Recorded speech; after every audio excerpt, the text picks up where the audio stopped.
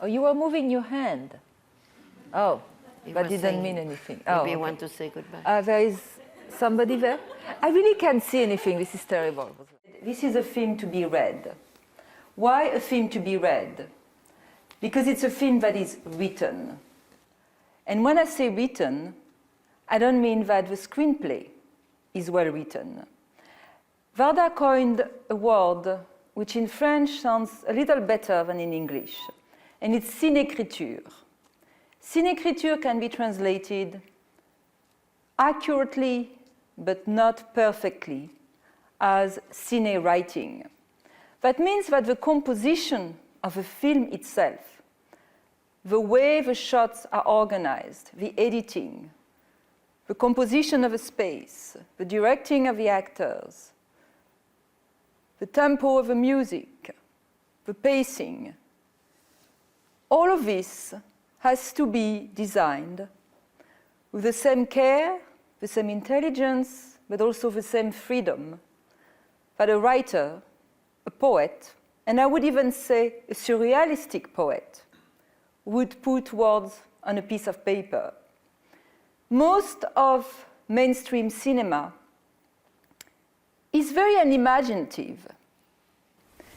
It is quite telling that actually 3 of the 4 works to be shown tonight are actually works that were done when I was still living in New York. And to me that represent a certain utopia that was enacted at that time in the downtown scene in Los Angeles, where we really thought that we were going to change the world, at least the film world. And we did, somewhat. Not as much as we thought, maybe not in the ways we thought, but we did change things. Donc je suis reconnaissante aux gens qui m'ont dit que ça serait mieux de mettre cet extrait à la fin, parce qu'on a accompli en fait un parcours circulaire dans ce nouveau cinéma chinois, qui au départ, j'avais utilisé la métaphore des milliers de petits ruisseaux qui partent dans toutes les directions, mais en fait, il y a, du moins dans les films que j'ai choisis pour vous, il y a une sorte de logique que j'ai essayé d'exprimer, et je voulais surtout donner la parole au film. On m'avait donné. It is as if you are in a train traversing a landscape that you've been before, and you recognize this spot, and that spot. But most of them you don't. That doesn't take up the pleasure of a train ride. So don't feel belittled by the amount of scholarship and knowledge of the history of cinema and the history of literature and the history of political thinking that is displayed in the film. It's for you to enjoy, like you enjoy it in a train ride. And then we go, nobody did it. Oh, this I know. Oh, he says this, but he means that. Whether or not it's true. Enjoy the screening. There will not be any Q&A afterwards, as you can certainly imagine.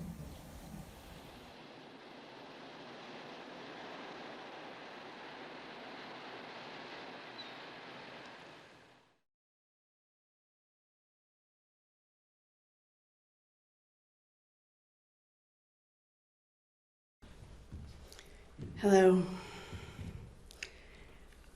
Thank you for joining this celebration of the life and work of our dear friend Bérénice Reynaud. My name is Abigail Severance. I'm the Dean of the CalArts School of Film Video, and I've had the honor of being Bérénice's friend and colleague for almost 20 years. When I first met Bérénice, she insulted me. Perhaps not intentionally, but who knows? We were at one of my very first CalArts faculty meetings, and she told the group that she was seeking examples of films that articulated a shift or a distinction between the social and cultural meanings of an image and the personal and specific reaction to that image. A few of us made suggestions, and I rather excitedly offered my own recent film, Come Nightfall, because that was precisely my intent with that film, to take the general cultural interpretation of a rugged masculine figure and turn it on its head through the very specific point of view of a young queer gaze. Bérénice replied that perhaps I should read Roland Barthes to be sure that I understood his idea of the punctum, the particular elements of an image that move a viewer in a very personal way. I had no idea of Barthes, so I shut my mouth and Bérénice moved on. We recovered, or I should say, actually I recovered, from that initial sting, and we started to become friendly conspirators. In those early days, I followed her around from REDCAT to her Film Today class in the Bijou, to cinemas large and small across Los Angeles and elsewhere. There was so much to learn in the way that she wove together a tapestry of film histories and film actions, from the French New Wave to Chinese martial arts, to new queer cinema, Jean Rouch, Chantal Ackerman, the LA Rebellion, and year after year, new fiercely independent cinema from around the globe.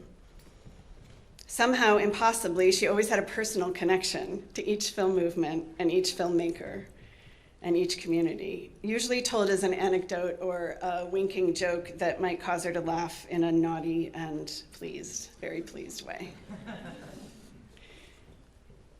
And I read Barthes, just as she told me to. A few years after arriving at CalArts, I had a significant health crisis that required surgery and recuperation. And I was surprised when Bérénice showed up at my door with flowers and tea and several hours of good company.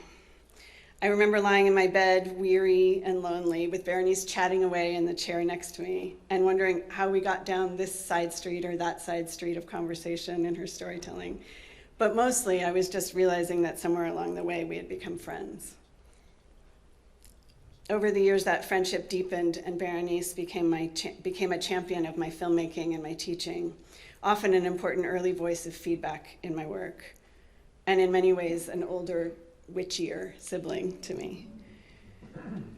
Before the pandemic, when she was sick again and could no longer drive, we carpooled to CalArts together for several years, whether I wanted to or not. She would just assume week after week that I would show up at her house to ferry her to work and back again, and I did because she was my dear friend. This past September, Bérénice and Janelle Brown planned their Film at REDCAT season premiere as an evening with Bérénice's longtime friend and colleague, Billy Woodbury. That was scheduled to take place on Monday, September 18th. Bérénice passed about 36 hours before that.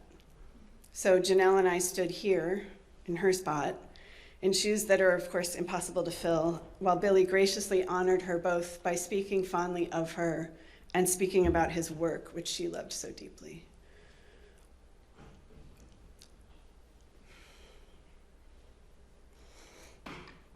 This is Bérénice's stage. This is her house. So many of us encountered her right here at this microphone in her brilliant and devoted role as a curator. In September 2003, Bérénice and Steve Anker launched their far-ranging exploration of avant-garde cinema right here. And for 20 years and 40 seasons, Bérénice co-curated Film at REDCAT with Steve through 2020, followed by Eduardo Thomas, and then Janelle Brown through this current season. The final REDCAT program that Bérénice curated will be presented at the end of this month. And poetically, it's the restoration of Chinese martial arts master King Hu's 1979 film, Raining in the Mountain. In Bérénice's program notes, she describes the film's choreography in a very particular way, and it's a way that I would say we can now think of her. She writes, "Bodies flying in the air become pure light, and light itself becomes pure thought." Bérénice had many lives. Today, we'll hear from many of her beloved communities here in LA and around the world. We're going to alternate our local in-person tributes with video dispatches, film clips, and a performance. This program has been crafted by a sprawling ad hoc group of people who cared very much for Bérénice and stepped forward to create something in her honor. Many are speaking here today with me, but many more have worked behind the scenes, and I want to thank them too. They are Adam Hyman, Aimee Goguen, Alison Cosberg, Mariah Garnett, Brian Belovarak, Daniela Lieja Quintanar, Hannah Biedman, Janie Geiser, Leanne Schmidt, Betsy Bromberg, Marie Chow, Mengya Mia Zhang, Debbie Steers, Gail Swanland, and the entire staff at REDCAT and crew today. Thank you for your generous support and collaboration. Next up, we will hear from two of Bérénice's CalArts colleagues, Janelle Brown and then Tom Anderson. Please welcome the curator of film at REDCAT, Janelle Brown.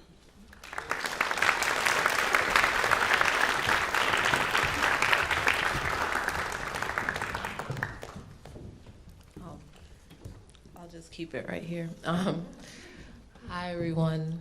I'm Janelle. I'll just say that I am curating film at REDCAT. I'm not going to call myself the curator. I've known Bérénice I knew Bérénice. I only knew Bérénice for about 5 years. From the moment I met her in 2018 as a board member for LA Filmforum. She's breathlessly championed me in my work. As we all know, Bérénice was a force in lots of ways. Passionate, stubborn, earnest, relentlessly committed, and I say this as a late 80s, like a middle millennial, a very old school cinephile whose endurance was sometimes hard for me to fathom. We got in arguments, debates, as I'm sure many of you could relate to. One of the strongest memories, though, is when we were talking on the phone, checking in about the season, but also, having a hard conversation. And towards the end, oh, do we need to do that? Okay, sorry, it's really difficult to do, okay. Thank you. Towards the end of that call, thank you. Thanks. Okay. Towards the end of that call, Bérénice, it's just something that really touched me. Bérénice was what felt like respect, but also an understanding of where I was at in my life and kind of where she was at in her life, me being a younger woman who's curating and programming film and trying to make her way. She asked me, with what I felt to be a really open heart and just a touching spirit, she said, what can I do? What can I do to help us figure this out? It was touching and such an instructive moment for me. Since her passing, it's been such a joy because again, I really feel like I just got here, but it's been such a joy to learn more about Bérénice and learn about these things that I wasn't aware of. Some of the video that we saw earlier, but also seeing touching memorials and photos of Bérénice, her eyes full of wonder, usually with a vibrant and cool lip color.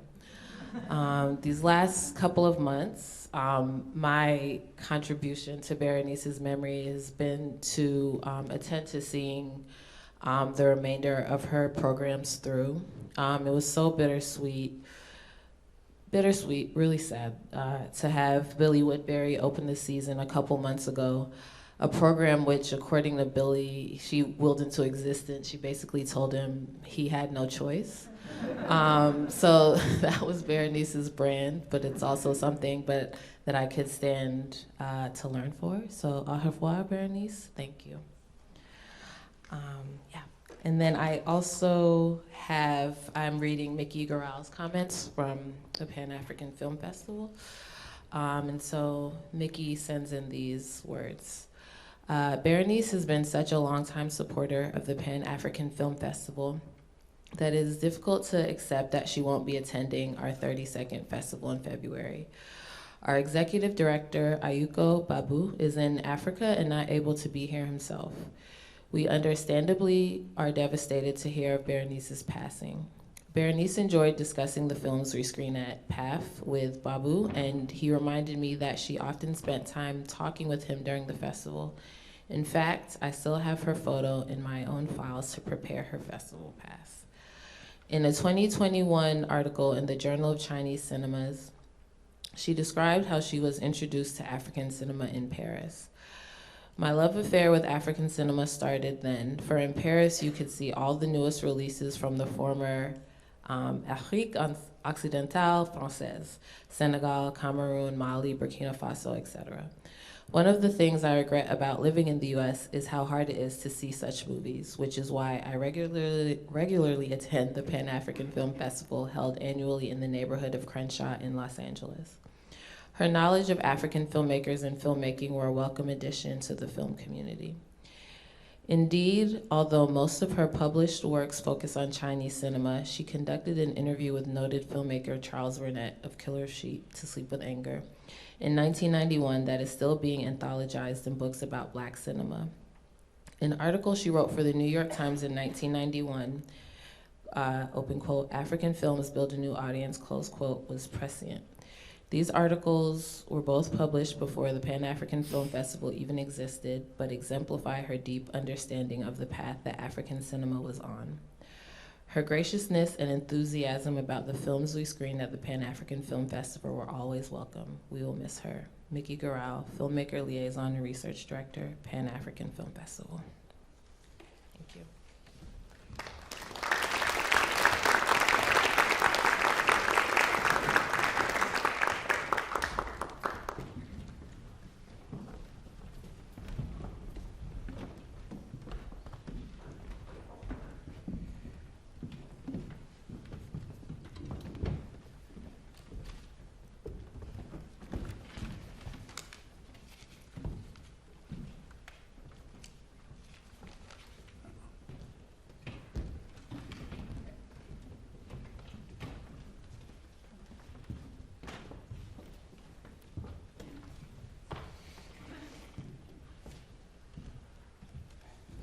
Talk.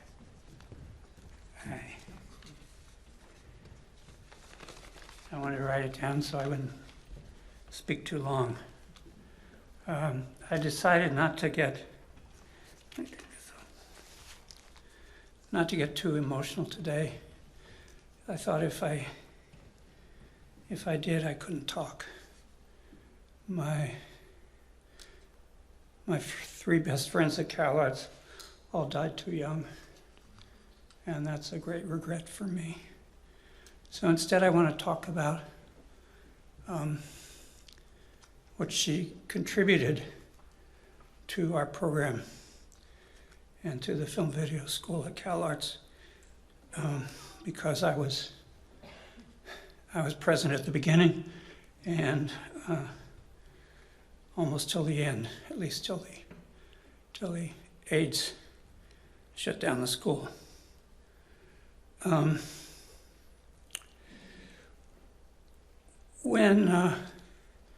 When we first hired her, it seemed odd, I think, to some of the faculty to hire a critic programmer in a filmmaking school, especially since we already had me and Bill Moritz, who were also critics and programmers, although we also made films occasionally. But after some discussion, we all supported her. And we made the right decision. We needed, for one thing, a strong woman faculty member, and we needed someone with her point of view and her experience, which I think had the effect of making the school less provincial. Because she was, of course, extremely knowledgeable about world cinema.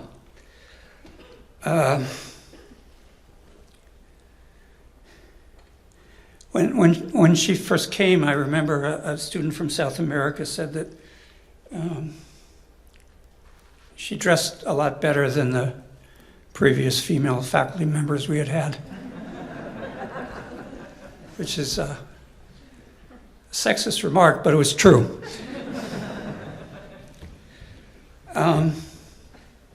So first of all, I was happy that she could teach the Film Today class, because beginning in the fall of 1987, I had taught it every semester, and that was hard work. You know, to select and talk about a new film every week. So I was glad I only had to do it half the time, and that also that she brought a compatible but different point of view to the programs. And she was responsible for bringing to CalArts Bellatar, Edward Yang, Chantal Ackerman, Anya Zwarda, and Rakshan Beni-Atamid to talk about their films and sometimes giving workshops. She actually arranged the first screening of Satan Tango in North America, which was she able to do because she had seen it at its world premiere that summer at Locarno Film Festival. And anyway, I think that was a memorable experience for everyone who was there. And he also taught a very interesting workshop when he showed the students how, even with the equipment they had, they could make these amazing tracking shots like he did. And of course, there are many others. And well, I always thought a school should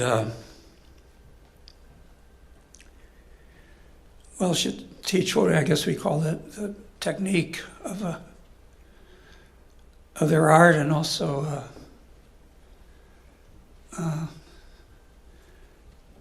tell them about the tradition of the art and what was happening today, and maybe most of all to inspire them. And I think this program that she put together at CalArts of visiting artists and new films was not only taught the students about what was happening in motion pictures through the world, particularly, of course, non-Hollywood cinema, but it also raised their horizons. It was an inspiration.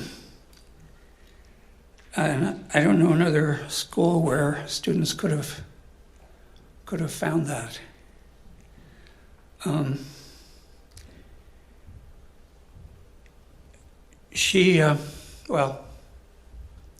Arnold Schoenberg said, "I don't teach what I know, I teach what the students need to know." And I think that was always what Bérénice tried to do. She instituted a class for writing for film students.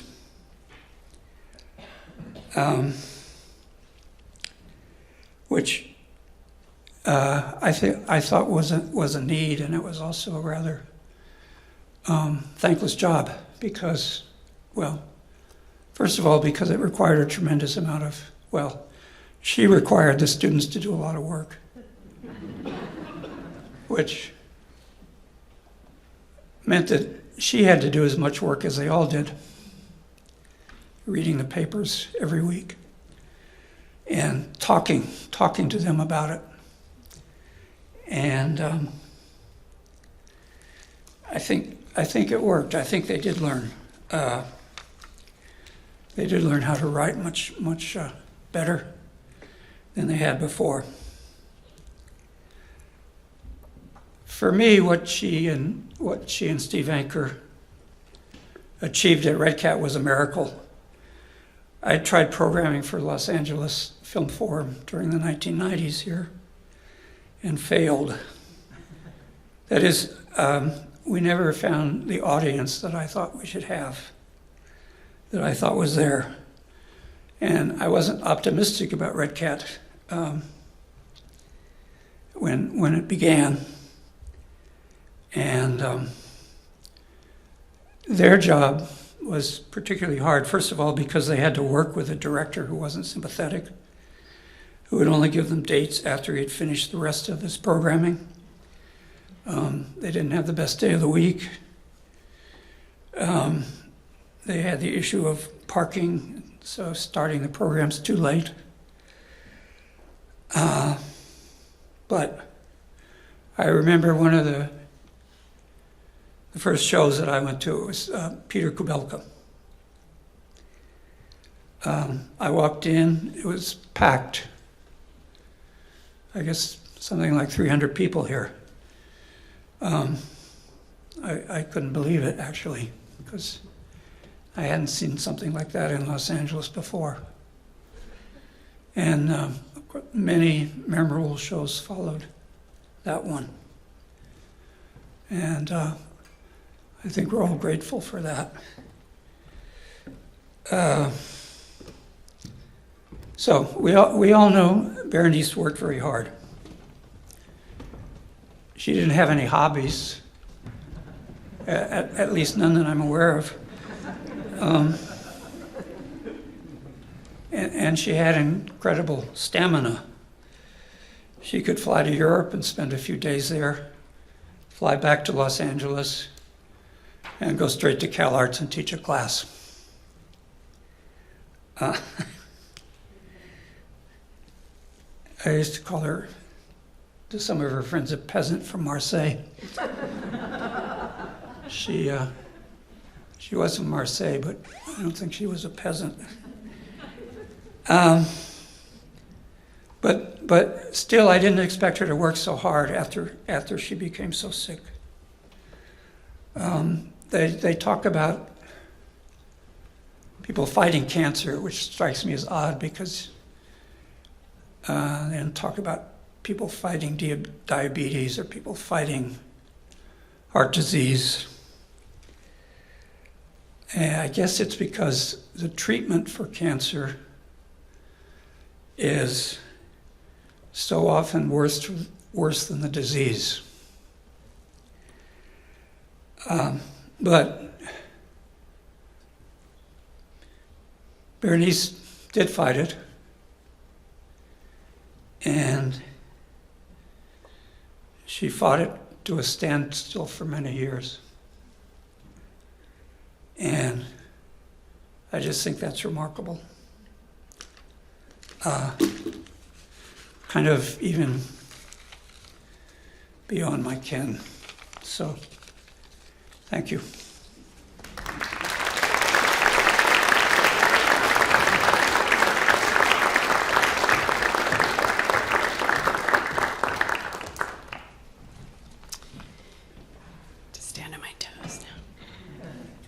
We have a video with several speakers, including Shen Yang, Zhao Enan, Wang Chao, Liu Chayin, Robert Kohler, and a special film clip. Thank you.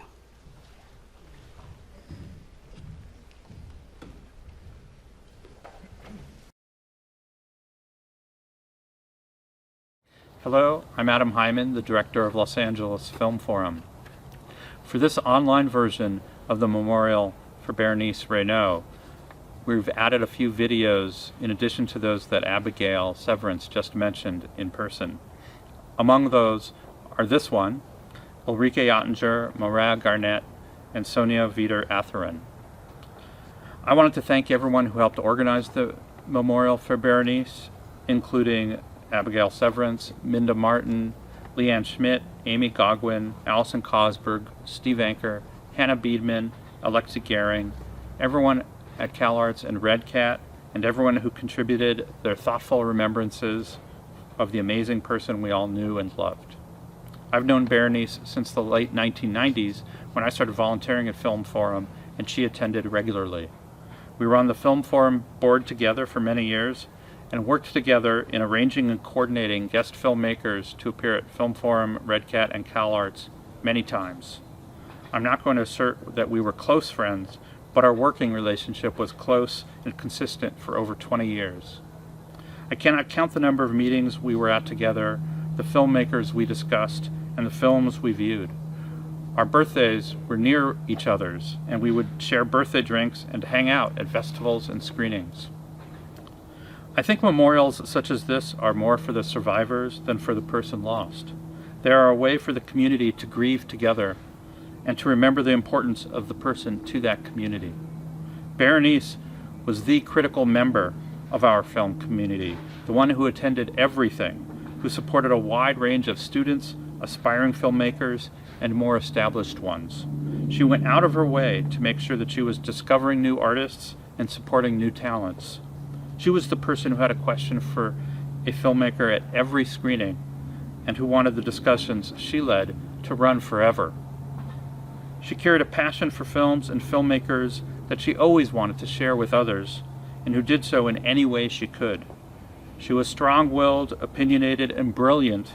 She liked acknowledgement, but she did the work. She made the time and served us all. She embraced our whole community of independent and experimental filmmakers from around the world. We'll miss her deeply.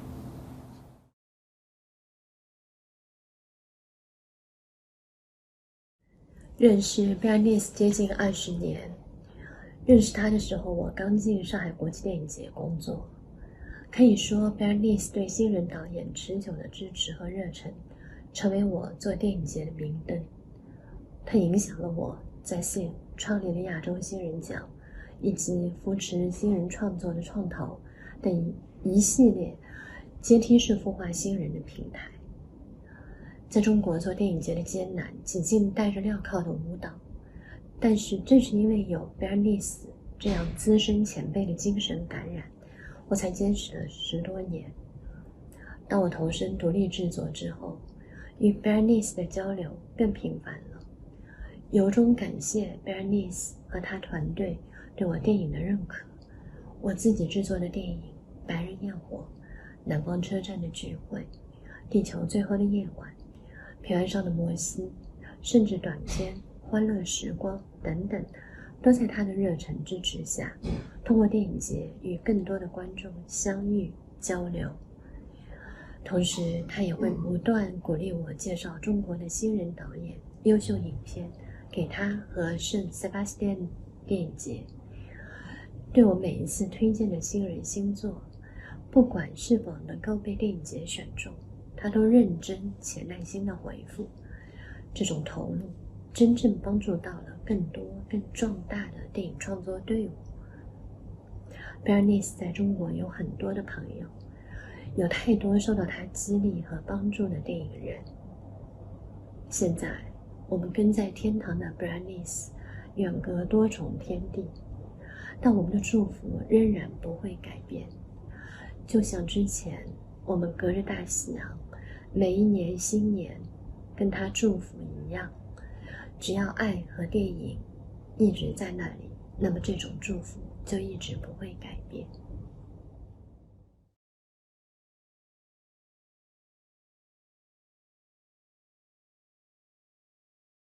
认识Bérénice是通过我的第一部电影《制服》，当时他为电影慷慨地写下了美好的推荐语，后来被发行公司用在了电影 DVD 的封面上。Bérénice当时已经是非常资深的电影理论家、影展的选片人，但我非常惊讶他对于中国电影、电影人独有的热忱。这种热忱对于当时还羸弱的、急需走上世界舞台的中国电影尤其重要。后来我逐渐了解到，他对于中国电影新人一直就推崇备至，给了无数华语导演有力的支持。这种支持不仅仅是国际电影节选片、品质认证方面的影响力的传播，更是对年轻创作者一种信心建立的支持。感谢Bérénice为我们打开了电影之门，给我们带来了丰富的世界，宽广的视角。感谢他对于电影新人的鼎力相助，也感谢他为我走上电影之路的帮助和鼓励。现在他叩开了天堂之门，希望Bérénice可以在天堂的电影院自由地享受电影带给他的快乐。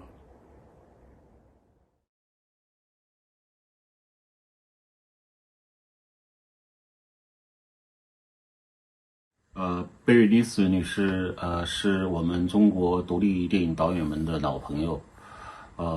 几十年来，她为中国电影走向世界，辛苦的工作，做出了卓越的贡献。记得多年前，她为了修订她那本关于中国电影的书，问我要去了我当时所有的电影的 DVD，我们并且在日后的通讯中，就一些细节问题做了深入的讨论。他对中国电影的热爱以及对电影艺术的执着，都令我非常的感动。我最近的创作，他也是在关注，我近几年的作品《大河边缘》和《孔秀一个女人》，也是他和他的同事陈C利蒙，一起推荐给塔林黑夜电影节和圣桑巴斯蒂安电影节。今天我们在这里怀念Bérénice女士，我相信她自己也会为她能够拥有这么多想念她的中国朋友感到慰藉，祝她在天堂安息。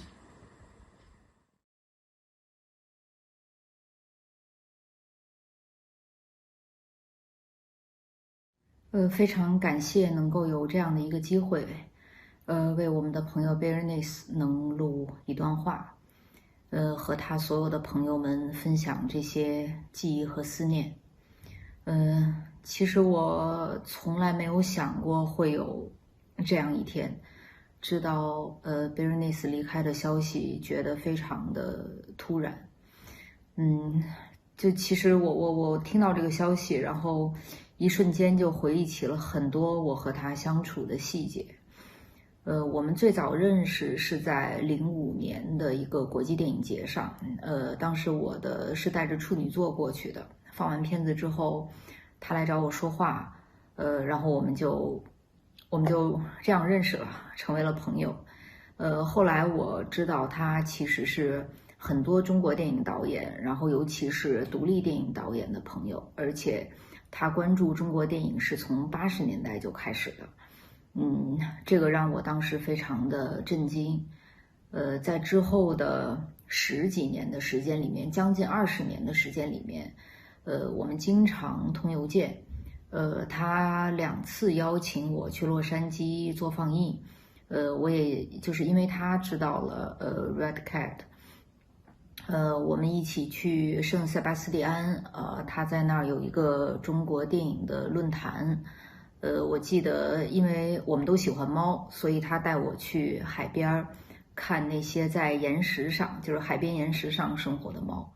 Bérénice他经常来中国，然后我们会在北京和上海见面。他每次来北京的时候会住在竹园宾馆，那个是他就是很固定的会住的地方，然后他很喜欢那儿的环境。我觉得这是他喜欢北京的表现之一吧。在洛杉矶的时候，我会和他一起去加州艺术学院，他工作的学校，然后认识他的学生们。我也旁听过至少1次他的课，这个对我来说都是非常非常有意义的事情。他是老师，我也是老师，有的时候我们会一起交流教学，我会问他应该怎么跟学生相处。我知道他是一个非常好的、非常关心自己学生的老师。我们认识其实没有多久之后，我就知道了他的健康情况。其实对我来说，我很难想象他是在常年的疾病的这种困扰之下工作，因为他看起来非常非常的有活力，非常的积极阳光，而且非常的热情。是那种随时准备帮助你，随时准备鼓励你的那样的一个人。然后最近的2、3年联系的时候，我知道了他的病情的新的情况。但是我我就是非常主观的，一直都觉得他会挺过来，就像以前那样。在今年5月份，我们还在通邮件，今年夏天的时候，然后我告诉他我的新片的进展，然后电影节的情况，他也特别为我高兴，因为我很久没有拍片子了，然后我就一直都觉得他一定会看到这个电影，然后而且我会觉得他在今年就会看到这个电影，所以现在想想看，我错过了和Bérénice告别的机会。朋友其实都是来来去去的，但是他是始终不变的一个人。我想他的性格魅力，他为人处事的方式，是他能有这么多朋友的原因。我一直都觉得逝者滋养生者，没有人是真的离开的。Bérénice 对电影的热爱，他对中国独立电影人的不遗余力的支持，还有他的笑容，他的活力，我觉得所有的这些都会继续留在这个世界上，然后会留在我们的记忆里。我的电影的中文的名字叫不虚此行，它是中文的一个成语，意思是不白来这一趟，不白走这一段路。我想 Bérénice 的一生是不虚此行的。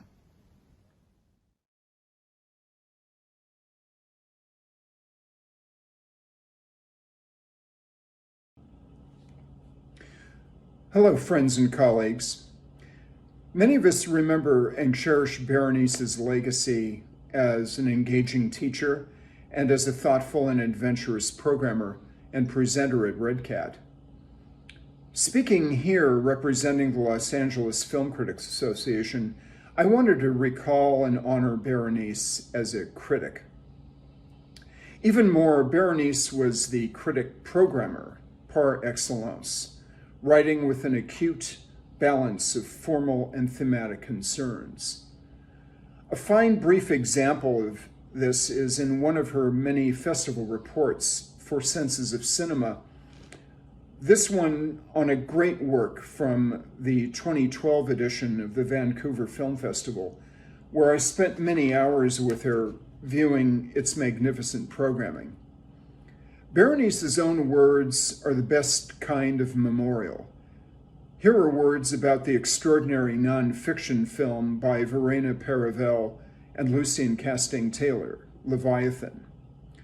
Words that show that great cinema can inspire a critic to be her best.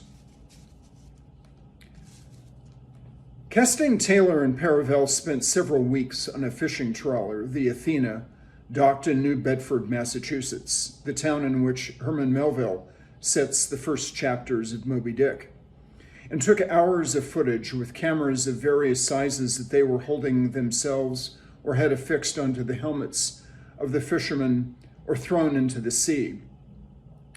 This footage in turn captures the activity of the men, the breaking of the waves, the flight of the seagulls, the coiling of a cable in the hold, the convulsive movements of the catch as it lay dying on the deck, the resistance of vivacious fish as they are being pulled out of the sea, from unusual angles, the point of view cropped or magnified. Here you see a hand in a blue rubber glove. There, a flight of birds obscuring the sky. There, the eyes of a fish dying in close-up. There, the delicate prism of color, darkness, and transparency that sparkles at the crest of a wave. The result of patient, minute editing, Leviathan is a kaleidoscope of extremely short takes, with a few sustained shots functioning as rhythmical pauses, matched according to the logic of vertiginous movement, from a dying fish to a bright orange pail being carried in the hold, or mismatched through blunt jump cuts, pushing Eisenstein's conception of the shot as a fragment torn from the real to its post-Ziga Vertov, post-Cubism extremes. A quick succession, as many spurts, of fragments that stitched together may or may not make sense. Neither the men facing the waves in the little dinghy, nor the fish wriggling on the deck, nor the birds in the sky have the whole picture, each absorbed in the task to carry out, the space to go through, or the fate imposed upon them. As we have polluted the earth, the oceans become more untamable, and these men are confronted with a very old face of evil, the unpredictability of the liquid mass that surrounds us. If our consciousness has changed, it is because we now think that the monster lurking in the deep may be our creation. Thank you, Bérénice.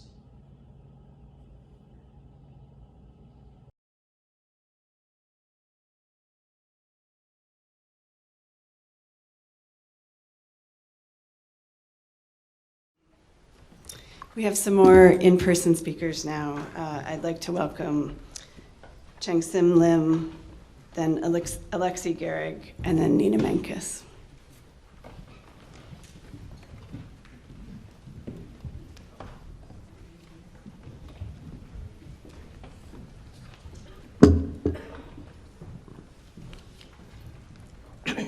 Hi, my name is Chang Sim Lim. I first met Bérénice in the early 90s, though I'm not sure of the exact circumstances. We had probably crossed paths at some UCLA Film and Television Archive screenings, but I think we didn't properly meet until a conference on Chinese cinemas at the Hawaii Film Festival. Nevertheless, I had heard of Bérénice before we met. Her reputation had preceded her. Apparently, she had said something at a Sundance Film Festival panel that had gotten people riled up and talking about it afterwards. So I had formed an image of Bérénice before I got to know her as someone who was fiercely independent and vocal. And after 30-something years working with her professionally and as a friend, I don't think my preconception of her was that far off the mark. Which brings me to the clip of Chungking Express that you just saw. You may be wondering what director Wong Kar-wai's love letter to Hong Kong of the 1990s has to do with Bérénice. From my point of view, it sums up Bérénice very nicely. Bérénice loved Hong Kong. She went there every year, along with Beijing and Shanghai, before illness stopped her from going. In Beijing, as Liu Jiayin said, Bérénice always stayed at the Bamboo Garden Hotel. While in Hong Kong, with rare exceptions, she stayed at Chungking Mansion. Chungking Mansion is the location where the first part of Chungking Express's diptych story unfolds. And if you notice in the clip, a door sign with a Chungking Mansion name appears twice towards the end. If you've been to Hong Kong, you probably also know that Chungking Mansions isn't the first choice in accommodations for most people if they can help it. I see a lot of people here have been to Hong Kong. It's a cramped place with a labyrinth of stalls on the lower floors and tower blocks of lodging rooms above, as well as a fine reputation for black market deals, as Wong Kar-wai portrayed in his film. So Bérénice used to say she could fit a suitcase and nothing more in a room, but that she could stretch her budget if she stayed there, which of course she could. But she never disclosed to me what her budget was. I suspect it wasn't as dire as needing to put up at Chungking Mansion, because the last time I was in Hong Kong with her, she stayed in a different, more upmarket hotel. Which brings me to the second point about Chungking Express and Bérénice. There's a concept in Chinese martial arts fiction called Jianghu. Jianghu, which literally translates as rivers and lakes, is commonly understood to mean the underground, as in an underground culture or the criminal underground or the often mythic world of outlaws depicted in the martial arts movies. So I will read to you Bérénice's own words about the Jianghu in a 2003 essay she wrote for the catalog of the Heroic Grace Chinese martial arts series that I curated. Quote, "An alternative, marginalized world of vagrants composed of thieves, traveling entertainers, knights errant, killers, bodyguards for hire, and unattached women, unquote.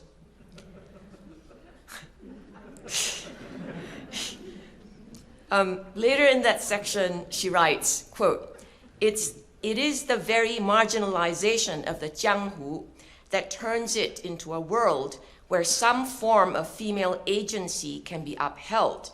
Women are less confined. Their freedom of movement is greater. They can travel and fight, unquote. And later on still, quote, the protagonists are equated with their martial arts skills, not to the position assigned to them by society or biology. So a frail-looking, pretty body could be that of a fierce warrior, unquote. I put to you that the first part of Chungking Express is Wong Kar-wai's update of these Chinese martial arts tropes. Chungking Mansion is a neon-infused Jianghu. The character played by Lin Qinxia, aka Bridget Lin, is a noir and Jenna Rollins-inflected woman warrior. Bérénice often used the word allure to describe her enchantment with the figure of the woman warrior in the martial arts film. I would say, apart from stretching her budget, she stayed in Chungking Mansion because it had the allure of the Jianghu for her. A life of the cinema was as important to her as plain old life. And I don't mean she couldn't distinguish between real life and fiction, but that the qualities she sought in the cinema were also the qualities she sought in life. Many of you know how she endured and fought to come back from harsh cancer treatments, and how strong her will was even when her body grew thin and frail. I'll read again Bérénice's sentence about the woman warrior, but with one modification to remove the adjective pretty. The modified sentence now reads, so a frail-looking body could be that of a fierce warrior. I'll leave you with her concluding line, quoting Marianne Doan in the Jianghu section of her essay. It starts with the wuxia heroine, which means the martial arts heroine. So, quote, the wuxia heroine looks like one thing, and right in front of our eyes, ... becomes another thing, unquote. Looking back now, especially at her last months, Bérénice did become her own words. She was a woman warrior to her last breath.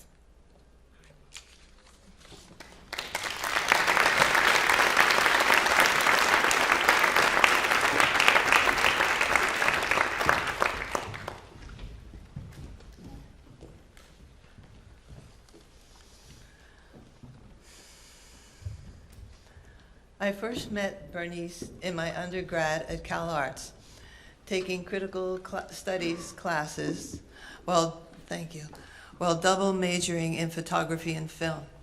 And then later, my acceptance to the master's program for film video. Bérénice became my mentor. I couldn't get enough of Bérénice's Film Today classes. She created a deep and wondrous place to exercise her knowledge on everything filmic, and for me to be the proverbial sponge, absorbing as much as possible. And yes, she did have the writing aspect, which I thoroughly enjoyed, and it did improve my writing. Tom, just wanted you to know. Her generosity and kindness knew no bounds. She was always supportive, especially in my master's program, when an untimely accident caused a traumatic brain injury, which almost derailed me until Bérénice stepped in to help.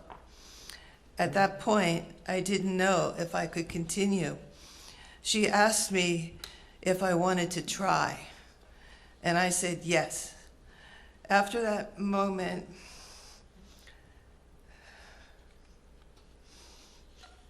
we arranged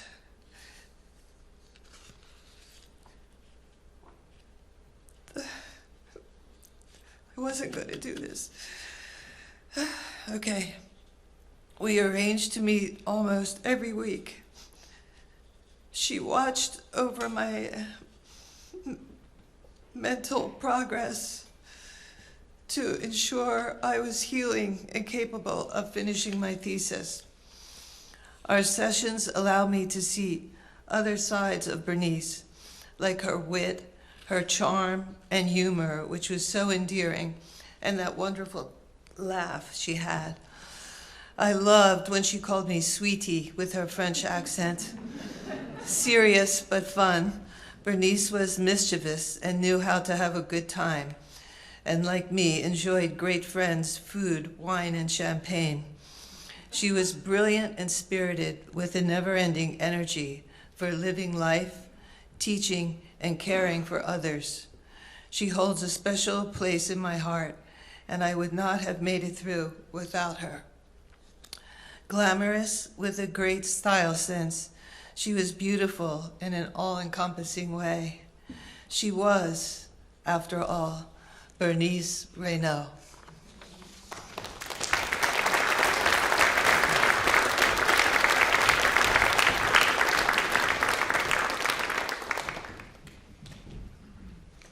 Hi, everybody. I met Bérénice in New York City in 1983 when I was showing my film, The Great Sadness of Zohara. She loved the film and invited me to coffee, and this was the beginning of a close friendship which lasted 40 years, including also being fellow faculty in the film school at CalArts for the last 20 of those years. I spent many intense hours with Bérénice over these decades, often at film festivals, Sundance, Locarno, Rotterdam, and of course the Biennale in Austria. I have many memories and great stories, but I wanted to speak today to acknowledge her brilliant writing about women and cinema. Referencing Bérénice's essay For Wanda, which I feel has become a seminal essay, Elena Gorfinkel recently wrote this when she heard of Bérénice's death.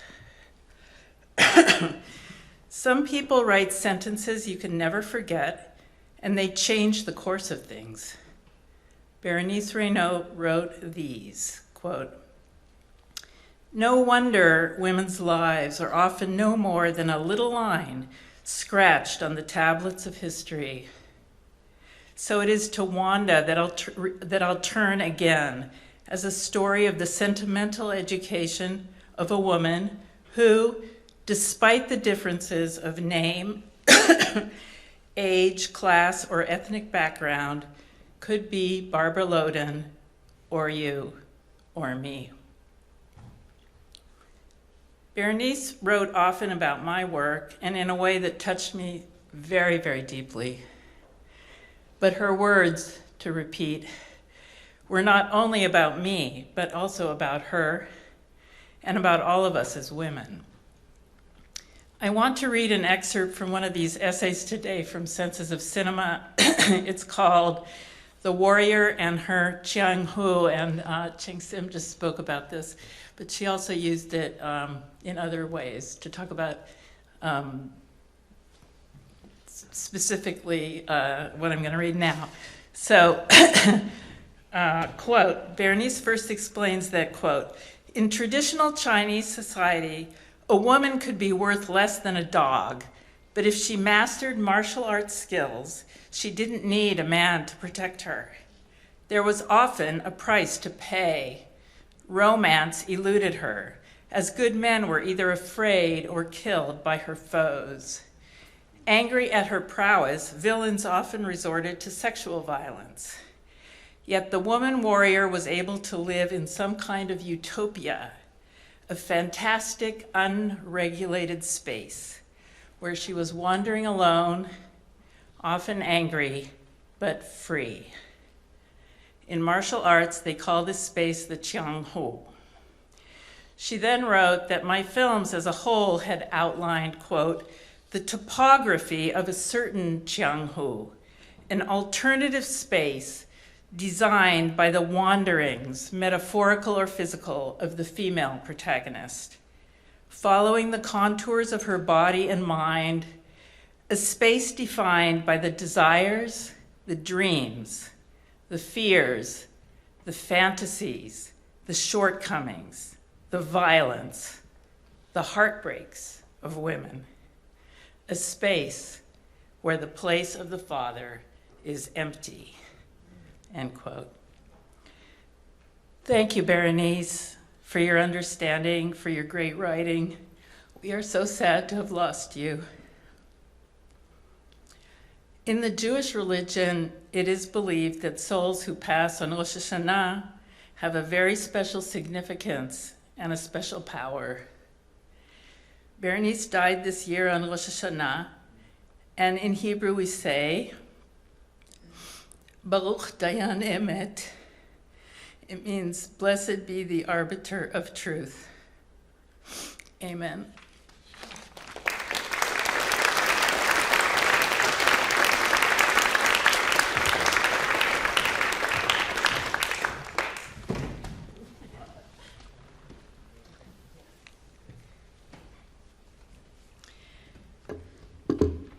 We have another video. This one includes thoughts from Eduardo Thomas, Ulrika Ottinger, Elizabeth Lebovici, Katja Wiederspan, Roberta Chin, Michael Le Cardinal, and Sonia Wieder-Atherton.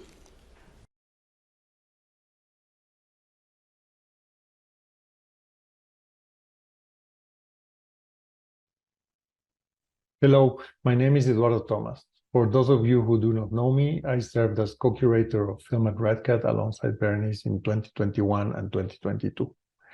I met Bérénice on the hallways of the film school back in 2015 in Qlab when I was first invited to teach there. Our first meeting, just as almost anything went with her, had to be done on her terms. She came find me and jump on the opportunity to question me on various topics, all cinema related. Did I know this or that filmmaker from Japan? What were my thoughts about a particular new French film that everybody was raving about? Have I read this or that book? What did I think of the sound design in that movie? It was all in all an amicable chit chat, and I guess I passed the test because a couple of years later, after Steve Anker retired, she had this strange idea to ask me join as co-curator of film at REDCAT. And I say strange here because I was absolutely taken by surprise that she decided to ask me, of all people she knew, to join her in one of her most endeared and, dare I say, personal projects. It is no secret Bérénice cared deeply about her students. She will go out of her way to help and see them through. I am sure a lot of people can talk and will talk about her as a mentor, so I won't do that here.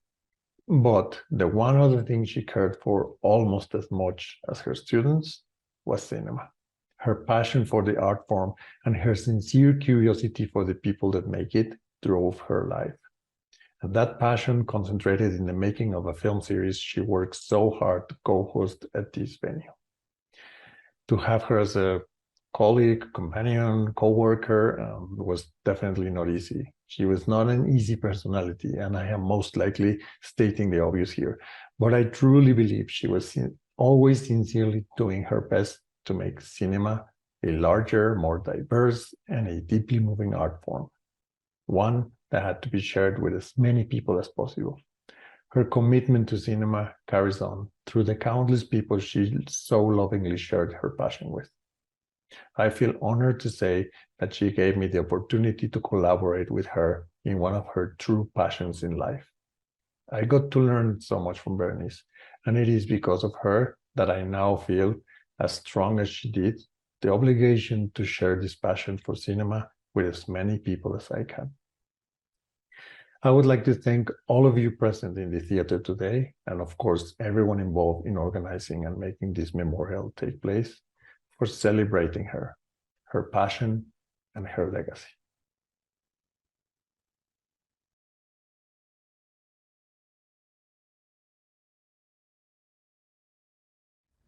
Hi, I'm Mariah Garnett. I met Bérénice in 2008 when I was pursuing my MFA at CalArts. My first semester there, she sort of took me under her wing. I was coming in off an attempt to make it in Hollywood as a music video director, an experience that left me relatively demoralized and unsure whether all my ideals as an image maker were just useless. Bérénice's confidence in me brought me back to myself, and it was how I found my voice as a filmmaker. She had this uncanny ability to articulate immediately the things in a film that were perhaps outside of language, to make that translation, and it was a very special way of being seen. At CalArts, I worked closely with Bérénice, and I was her TA more than once. I remember I had organized a screening maybe in LA. I don't remember what it was, but it was probably some queer student thing. But I do remember Bérénice barging up to me before class and chastising me for not inviting her. I was in total shock, and it's when I realized that we were friends. She even said so, I'm only angry because I really care about you. We stayed in touch after school, though of course now I wish I'd seen more of her. And as I embark on my own path as an educator now, I'm really feeling her loss in new ways. I wish I could call her and ask for her advice, and I'm more in awe than ever of her talents as a teacher, writer, and thinker. There's one memory that keeps coming to mind, which I'd like to share with you. I've been unsure if I should, because I like to think of Bérénice at her biggest, with her swagger in her fringe jacket, big earrings, big laugh, and singular clapping style that we all know and love. But this is a story from after she got sick, and she was very, very sick. It was 2015, and the cancer had returned. She was staying in a hotel attached to the UCLA hospital while she underwent a particularly brutal round of treatment. She was in need of a caretaker and asked me to come stay with her for 2 nights. And my caretaking really just consisted of being in the room with her in case anything happened, which thankfully it didn't. One of the nights, she asked if I wanted to watch Jumana Mana's latest film, A Magical Substance Flows Into Me. She had a screener. She always had screeners. So we watched it in our pajamas, her in her twin bed on one side of the room and I on the other. And after the film was done, we, or really she, talked about the film. And I watched her come back to life before my eyes. She grew bigger and brighter as she talked about the film. And she thanked me. She told me watching and talking about an experimental documentary with her was the biggest form of caregiving I could have performed for her. Much has been made about how generous she was, about how much she gave to us all as students and filmmakers, and rightly so. But I want to mention how much we also gave to her. Cinema gave her life, as the kids say, and I feel like I saw it happen in that moment in such a clear way.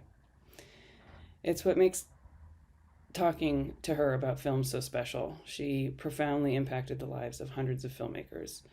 Some who she met as students, some at festivals, some who went on to keep making films, and others who didn't. But we all knew her warmth, dedication, and we're lucky to have had her share her love of cinema with us, through us, and connecting all of us together. Her enthusiasm was infectious, her work ethic formidable, her intellect towering, and she made me more ambitious. And she also made me believe in cinema whenever I had doubts about continuing down this path. She was truly one of a kind, and I will miss her terribly.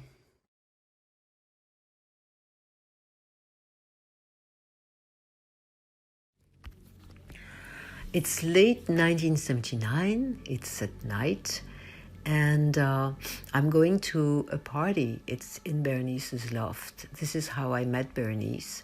We immediately had many things to say, to talk about.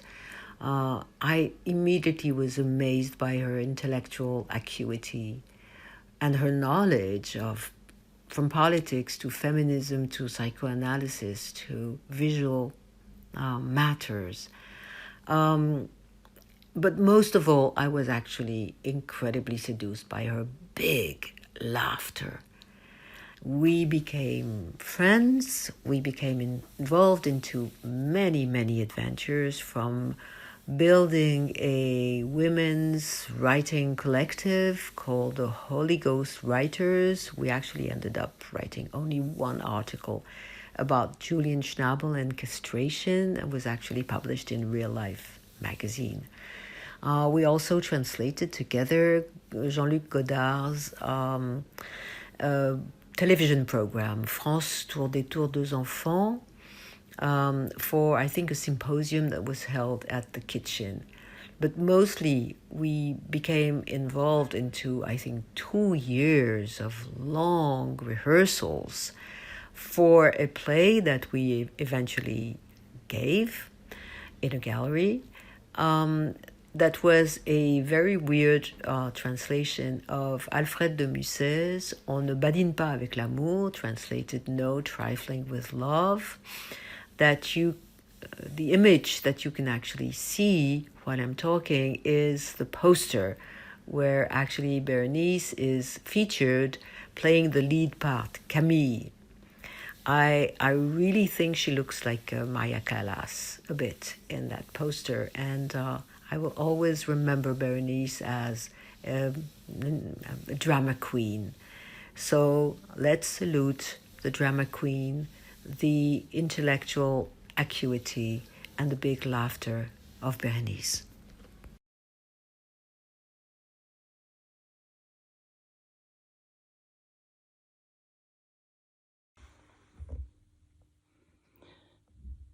Dear Bérénice, my friend, you were a great traveler into all kinds of artistic worlds, and you explored without any fear even unknown territories.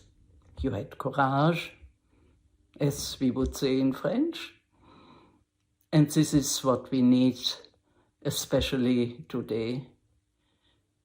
Your voice was important. If there would be a possibility to meet again, what would we discuss today? Bon voyage, Bérénice.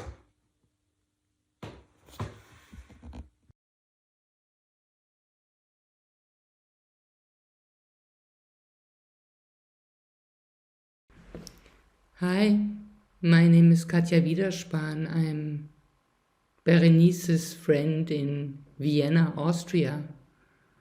I first met Bérénice when I started working for the Biennale. Immediately, Bérénice became my cinema pal. We had our fights. We didn't fight about films. Why should we? We had different opinions once in a while, but cherished them, for we cherished difference.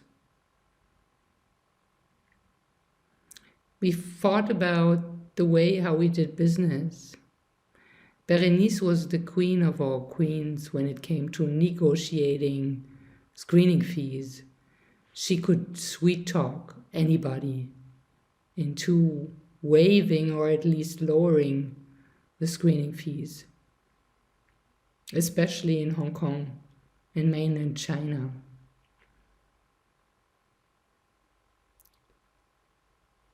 This was one of the many passions we shared. Bérénice loved the business of negotiating, and I did too. I still do. The other passion we shared was food. I remember when I traveled to Hong Kong for the first time for the festival there, Bérénice arranged for some friends to meet and have dinner together.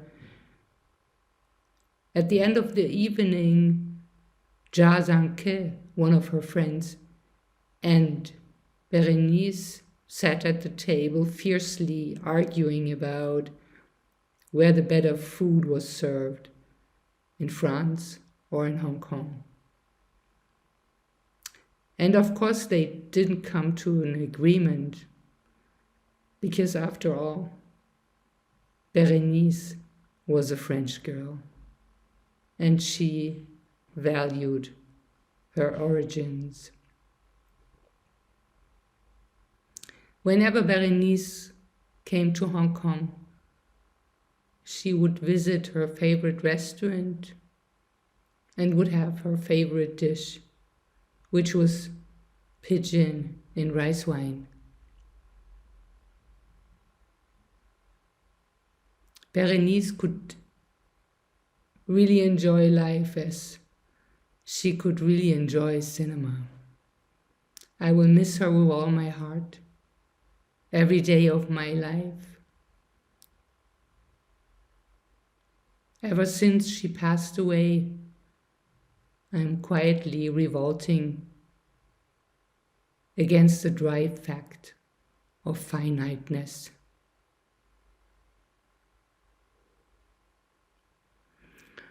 What I thought I also want to mention is that Bérénice's texts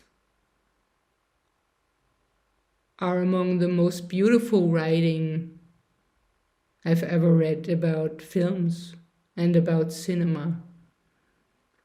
And I really hope we can come together as friends and start the project of editing some of her texts into a kind of publication, be it online or in printed form.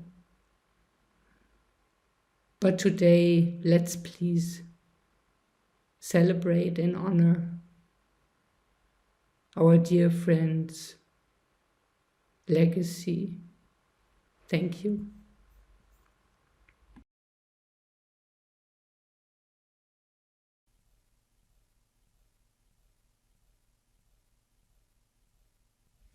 Hi, Bérénice. Thank you for having been such a good friend to me and to Glenn. I remember you were there when he bought me these earrings and you loved what it said on the card. And I think this really applies to you. So I'm saying it to you now. To the world, you may be one person, but to all of us, you are the world. Go play with Glenn.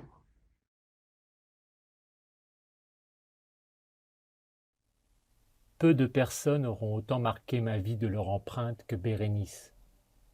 En 2001, j'avais présenté à Bérénice mon projet de réaliser un reportage sur les courts-métrages hongkongais et elle m'avait invité à l'accompagner à la prochaine édition du Festival international du film de Hong Kong.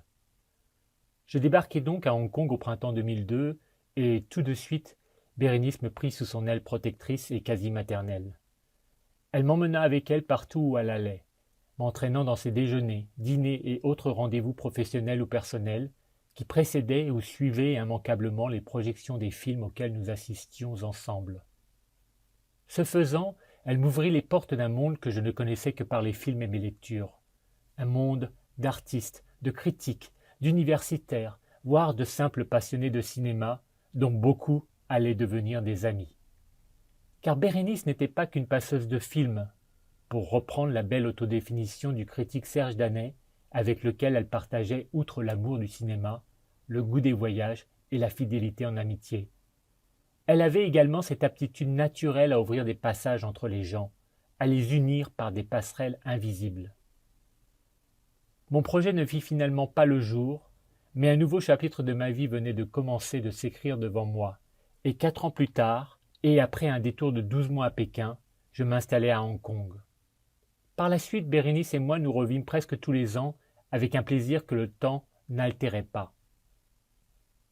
Aujourd'hui, même si quelque chose d'elle continue d'exister en chacun des êtres que j'ai pu rencontrer par son entremise, c'est néanmoins un peu de mes 20 dernières années qui disparaissent avec Bérénice. Je pense à elle avec une affection profonde et une infinie reconnaissance. Elle me manque.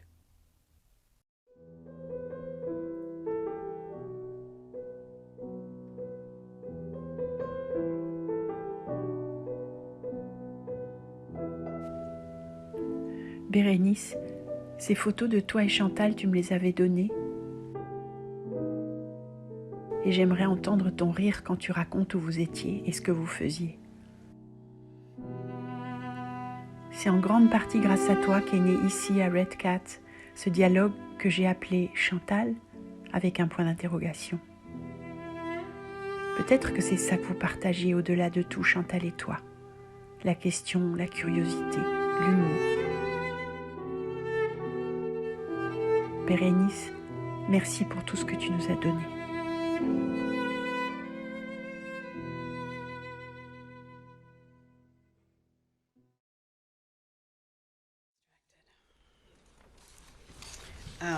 I'd like to introduce our last 2 speakers, Steve Anker, followed by Minda Martin. Thank you.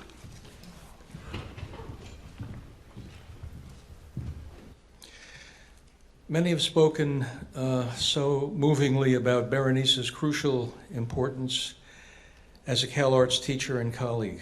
I'd like to tell you about her remarkable contribution to independent film and local art culture as a curator at REDCAT.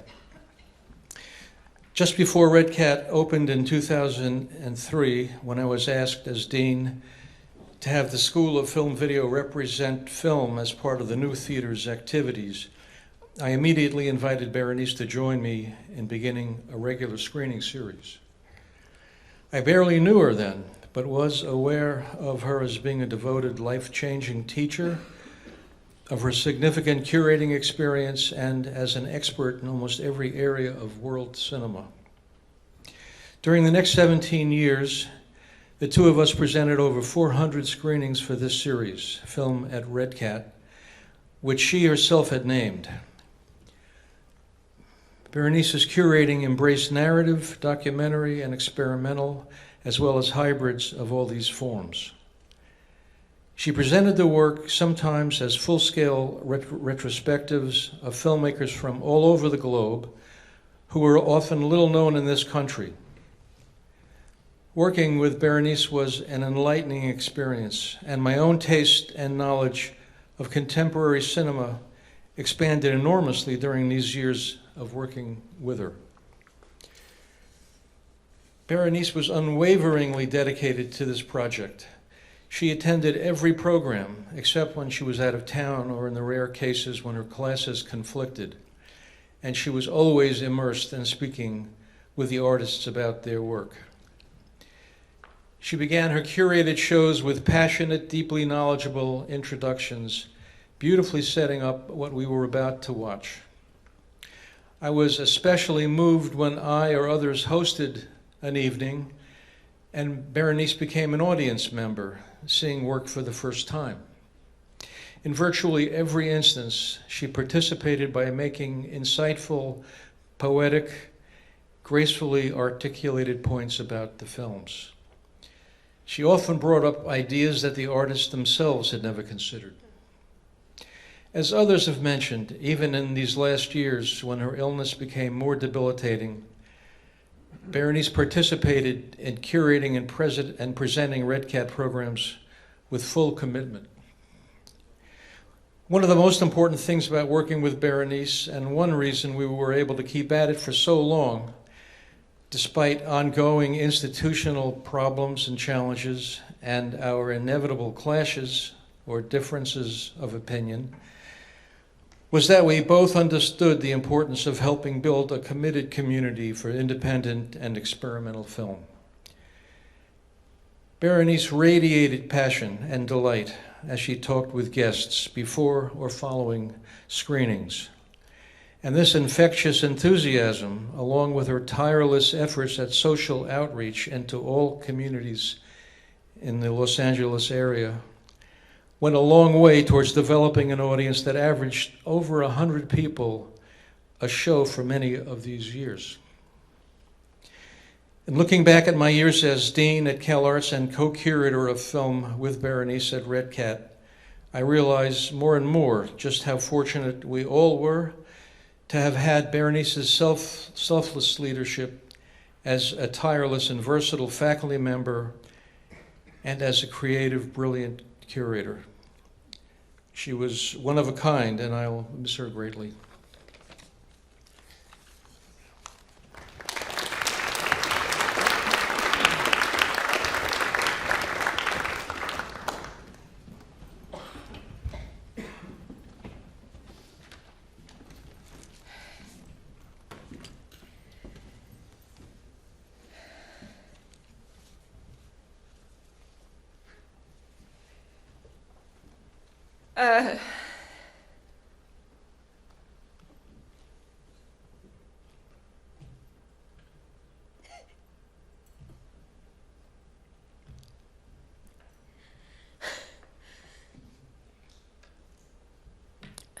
I first met Bérénice, my name's Minta Martin. I first met Bérénice in 1995 when I became an MFA student at CalArts. I was a scrappy girl from Tucson, Arizona, with no money, no relationships in film or the art world, or any knowledge of how it all worked. And this stunning, brilliant French woman terrified me. At one point, when I was struggling financially and reconsidering my place at CalArts and thinking about leaving, she sought me out, and maybe knowing that I had lost my mother, she made a deal with me. She said if I stay, she would personally look after me and my film career. And she more than kept that promise. As my teacher, Bérénice taught me how to talk about films and understand their power in a historical context. While drawing from a deep set of knowledge about and passion for the artist and their craft, Bérénice made me see and think critically about film form, representation, and distribution. A rare perspective for someone coming from a traditional film production in the 90s. Taking her classes and working with internationally known filmmakers and artists greatly informed my practice and later my teaching. Now, a teacher myself, I'm still drawing on those formative moments. After graduate school, we were roommates for a year, and despite the unlikely buddy comedy duo it sounds like, it was wonderful. She taught me how to cook and an appreciation for tea and herbs. One morning she was singing an Edith Piaf song and told me she had fallen in love with the French musician named Jean-Pierre, or JP. They soon became a couple that lasted until the end. Bérénice's voice can be traced across just about every film I made during and after CalArts. Even though I left Southern California and moved to Seattle a decade ago, she still felt close by. She'd get on the phone at all hours to talk to me through a film, a job interview, preparation for a film festival, or to think through a class. I didn't always listen or agree, but I was grateful that we felt safe enough with each other to argue over anything. And she wasn't just there for me professionally, she was also there when I became a parent and when close members of my family passed away.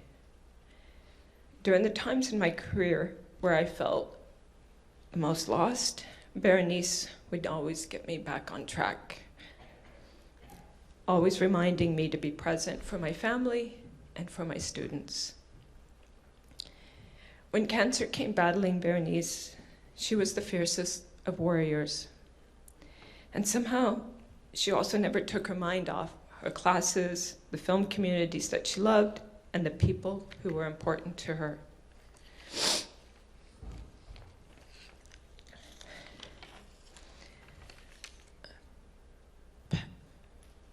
Power is about giving up power.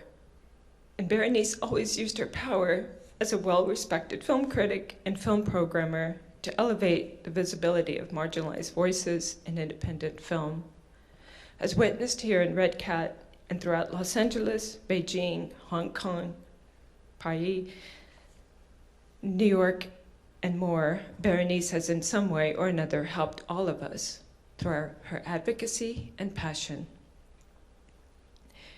I loved her, and I miss her laughter, her voice, her intellectual curiosity, and her unconditional support and love. I will strive to continue her legacy by loving fiercely, fighting for what matters, and making space to raise up others.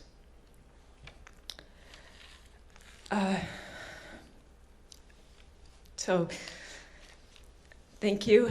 I'm going to introduce Jennifer B. Veazey, who's a cellist who's going to play and kind of a photo montage of visuals of Bérénice.